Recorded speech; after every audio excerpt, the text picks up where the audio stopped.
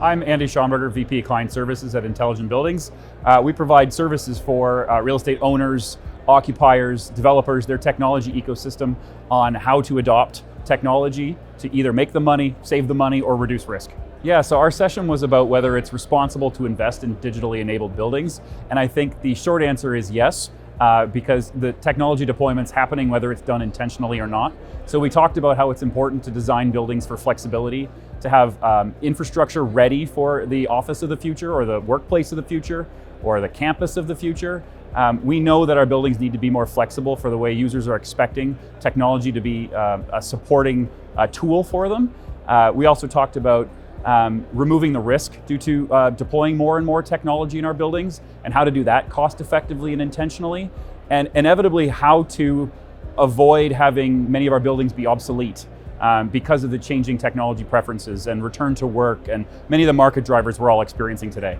Yeah, I think the elephant in the room is return to work. And what does that mean to a landlord? Is their building ready to support changing workplace practices? For an occupier, are they ready to change how their space is being used? Is the infrastructure flexible? Can they be flexible on the policy so that people are enabled to come back to the office when it makes sense and how it makes sense for them? You know, are these buildings healthy and perceived that way as a place to come back to work, you know, productively? So that's probably the biggest driving influence about how much real estate is really needed given hybrid working and return to work and a lot of pressures on landlords and occupiers as a result of those trends. So having technology as an enabler is a conversation we have constantly with our clients. Yeah, we always recommend that our customers do it intentionally. I like to joke that if you think technology is the answer to all your problems, you don't understand technology and you don't understand your problems.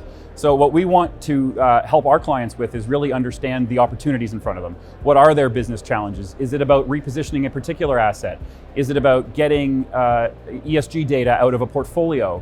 And start with something that's going to drive an outcome for them in the short term and use that as a driver to get the right infrastructure in place, to have them start thinking about managing the technology risk and showing some results that they can build on and make it a program instead of just buying a point solution or one thing and then they're done and move on.